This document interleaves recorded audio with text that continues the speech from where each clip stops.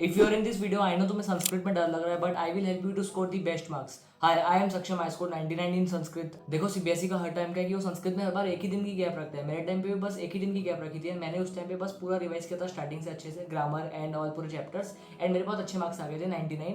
And अगर तुम्हें लग रहा है कि संस्कृत पेपर हार्ड आएगा, सो डोंट वरी, इजी आता है हर बार की जैसे. एंड लास्ट में एक चीट कोड भी दूंगा तुम्हें. फर्स्ट ऑफ ऑल, जितने भी पोम हैं, जितने भी ड्रामा वाले चैप्टर्स हैं, नाटक वाले, वो सब चैप्टर्स को यूट्यूब से समझ लो. अगर ऑलरेडी आता है तो बस एनसीईआरटी रीडिंग कर लो एक बार. देखो यूट्यूब से वो वाले चैप्टर्स क्यों बोल रहे हैं, क्योंकि घटनाक्रम बन जाता फ्रॉम नाटक वाले चैप्टर्स एंड पोम वाले चैप्टर्स के जो क्वेश्चन आंसर्स रहते हैं, जो पठित गद्यांश आता है, वो बहुत हार्ड रहते हैं, थोड़े बहुत हार्ड लग सकते हैं तुम्हें. सो वो अगर तुमने एक बार अच्छे से समझ लिए तो तुम्हें वहाँ पे इजी हो जाएगा. बट लिसन वन थिंग, जब तुम आंसर्स फाइंड करोगे ना, सबसे पहले क्वेश्चन अच्छे से रीड करना है एंड देखना कि क्वेश्चन का टेंस क्या है.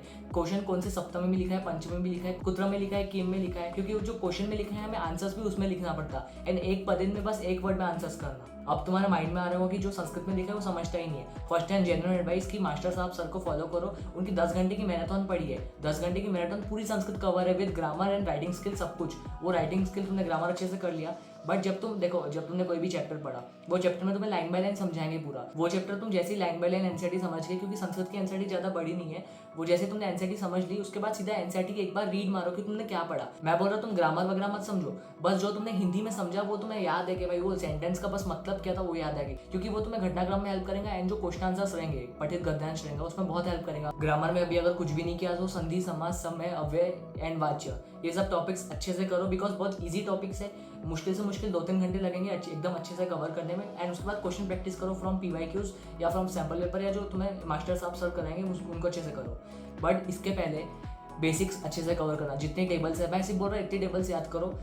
पुल्लिंग की टेबल, स्त्रीलिंग की टेबल, नपुंसकलिंग की टेबल, क्योंकि तुम्हें most of the question answers में यही टेबल हेल्प करेंगी. तुम्हें कारक क्या है वो पता होना चाहिए, शब्द रूप क्या होता है, धातु रूप क्या होता है, इसके सिर्फ मीनिंग पता होना चाहिए. And most of the questions के आंसर्स जो है ना पैराग्राफ में मिल जाएंगे तुम्हें, जो पठित गद्यांश है, अपठित गद्यांश है.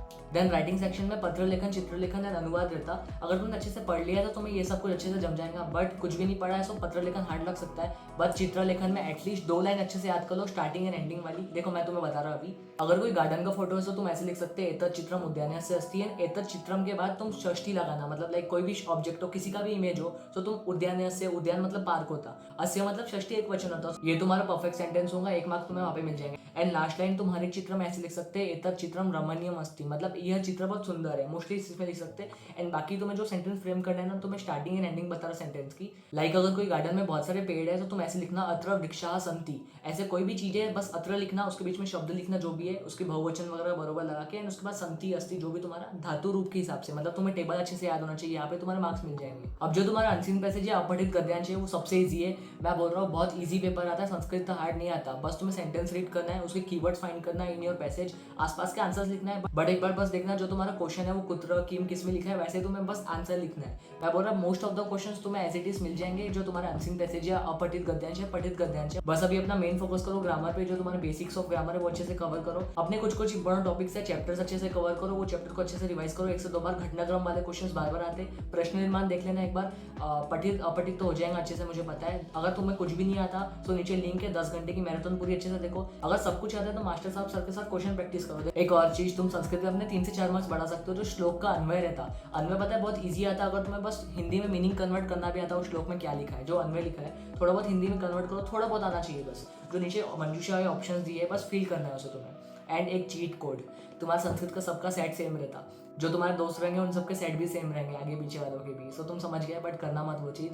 एंड संस्कृत में पेपर प्रेजेंटेशन बहुत मैटर करती है. जो क्वेश्चन में नंबरिंग है वही नंबरिंग तुम्हें आंसर्स में डालना है. प्रॉपर हैंडराइटिंग में आंसर लिखना है. एक बार क्वेश्चन अच्छे से रीड करना, टेंस देख लेना. एंड अगर तुमने फर्स्ट आंसर लिखा उसके बाद 1 लाइन की गैप छोड़ना, देन सेकंड आंसर लिखना. ये तुम्हारा प्रेजेंटेशन भी अच्छी हो. एंड जो तुम्हारे पूर्ण वाक्य वाले क्वेश्चन है, जो तुमने पैसेज से फाइंड किया, वो तुम्हें एज इट इज लिख के आना. कुछ भी चेंज मत करना, एज इट इज लिख के आना. अगर तुम्हें टेंस चेंज करना नहीं आता. Now how you have to start the paper. जो स्टार्टिंग के 15 मिनट रहेंगे, वो 15 मिनट में जितने भी ग्रामर के जो क्वेश्चन है जो तुम्हें आ रहे हैं, बस उसको डॉट दे देना.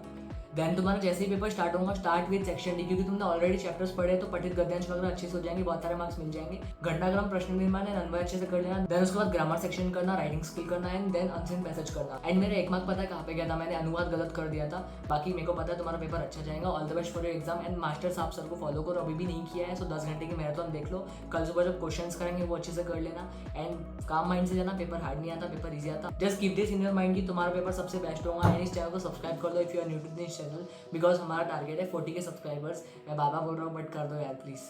Bye bye, meet you in next video with new topic.